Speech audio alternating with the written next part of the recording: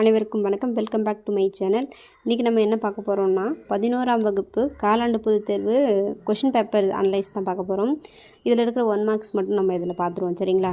நடந்து முடிந்த காலாண்டு பொதுத் தேர்வு அந்த தமிழ் கொஷின் பேப்பர் 11ஆம் வகுப்பு 12ஆம் வகுப்பு 6 முதல் 10ஆம் வகுப்பு வரை. இதுக்கப்புறம் நான் ஷார்ட்ஸாக போகிறேன். சரிங்களா?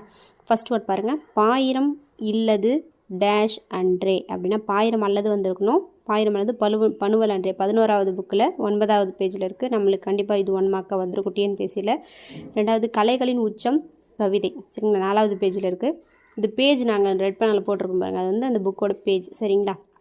கருப்பட்டி பனங்கற்கண்டு போன்றவை 52வது பேஜில் இருக்குது. மதிப்பு கூட்டு பொருள் தெரியும்.